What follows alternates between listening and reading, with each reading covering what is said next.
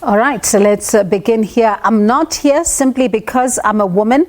I'm a judge and a worthy judge at that. These were the words of Justice Mandisa Maya during her interview for the position of the country's Chief Justice. She was one of the three candidates, in fact, four candidates vying for the Chief Justice position. But yesterday, the JSC recommended that President Cyril Ramaphosa appoint her to the position. While some have welcomed the appointment, others say some of the questions that she was asked were quite offensive as well as backwards. Let's discuss her interview now with Professor Cathy Powell, an associate professor in public law. Now, Prof, thank you so much for your time this afternoon. I'd like us to begin, with a look back at the interview. We know that the JSC made its recommendations yesterday, as they told the media, but, there's no escaping the fact that should she be appointed and the president decides to go with this, she will make history by being the country's first woman Chief Justice. But the question of whether or not South Africa is ready for a woman Chief Justice really is not the correct one to be asking in 2022, is it? Indeed, it isn't. It is a very offensive question. And I think we need to stop and work out what exactly it means, because there are two main ways it could be read, and both are offensive, but one is really appalling.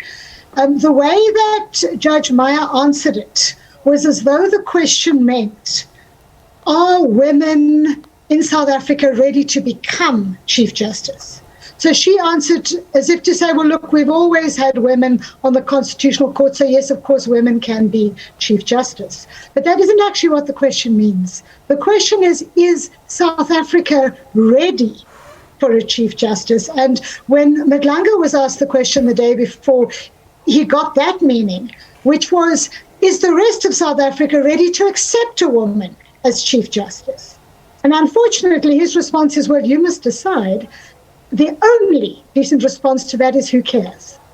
The thought that a woman who is competent, ready, and has shown herself capable of the job should be prepared to step aside because somebody else is too uncomfortable, is too prejudiced to see a woman Chief Justice. Stop and think about what we're saying there, what we're saying about the equality of the sexes. And, Prof, such questions, when you look at them, have got the potential of suggesting that, in the judicial space, and we've seen this as a concern in the past, that there's a predominant view which continues to suggest that the leadership of male judges in these particular courts is seen as the best. And if these questions are still coming up in such interviews, they may have the potential of emboldening these views that continue to be held by some that male judges are better. Would you agree with that?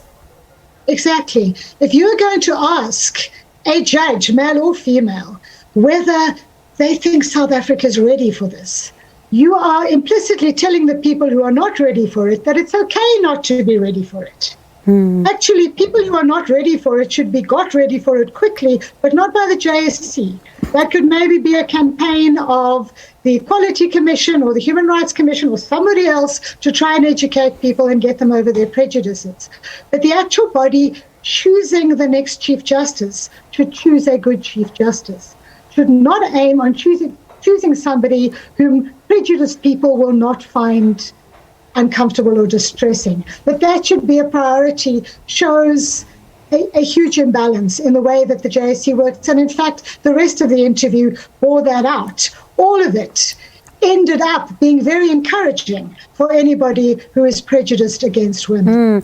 And one of the things that I couldn't help but notice, she presented quite a lengthy as well as a practical vision for the judiciary at, the same time explaining why she believes that some of the suggestions that, colleagues in the Apex court may not necessarily be welcoming of her because they say that she has never been a permanent judge there. But she was saying that no, these are the colleagues that I've worked with and I enjoy quite a cordial relationship with them, and they even support me for this. And she even, went as far as talking about how access to justice is important, transformation is important.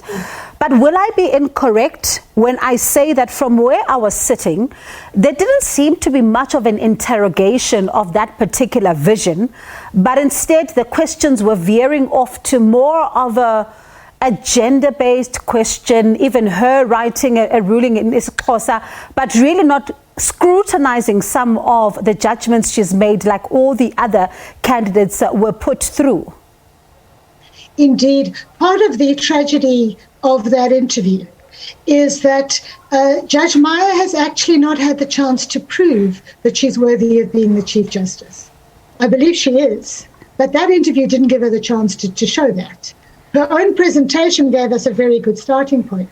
But the rest of the questions have been accurately described by commentators as sweetheart questions. So the rest of the questions seem designed to show how nice the JSC is towards women, rather than to test Judge Maya's mettle. She was more than ready for it.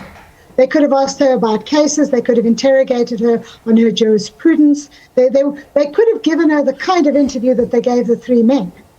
But they were so busy proving how accepting they are of women that they proved that they can't accept women, because they couldn't accept her as a judge and a lawyer. They had to keep saying, oh, but you're a woman, shame. The way I've heard it described by Rebecca Davis, I think, was she was smothered in a fluffy pink heart cushion. And if that was how she's being treated, she gets infantilized. What she was smothered by was the stereotype of what women are like, which is delicate and fragile and can't quite cope. And one of the commissioners even said, you know, we're emotional, us women. What a travesty of an interview when she came there offering to defend her vision of what should happen in the judiciary. And she had a good track record for it. There was so much you could have done if you'd really been prepared to make her work. But for the JSC as a whole, it looked as though that wasn't how they thought women should be. And Prof, there are calls for these interviews to be redone. I mean, one professor from Rhodes University saying that she was particularly unhappy with the questions that were posed to Justice Maya, as well as some of the questions to Judge President, Dunstan and Mlambo. Would you be then saying that there is a need for this process to be revisited? I wouldn't support it now. But I wonder if that's just from exhaustion. On the one hand, we've all been through a very grueling week, but also from a lack of confidence that that particular JSC is really going to get it right next time. If Advocate Mpofu could seriously imply as a public announcement, as a joke, that he'd had sex with Judge Maya at the beginning of his interview questions. If he could seriously say that, at the same time claiming to be a feminist, then I think the members of the JSC, they need to be changed. I think the JSC itself needs some serious introspection and a serious, a couple of feminist lessons for a start. So to simply take the same bunch of people and to run the same interviews again, I can't see us getting much further. All right, Prof, thank you so much for your time. We have to leave it there for now. That was Professor Cathy Powell, Associate Professor in Public Law at UCT. We're going to be continuing with the analysis of these interviews, and in particular around the candidate that the JSC has recommended, Justice Mandisa Maya.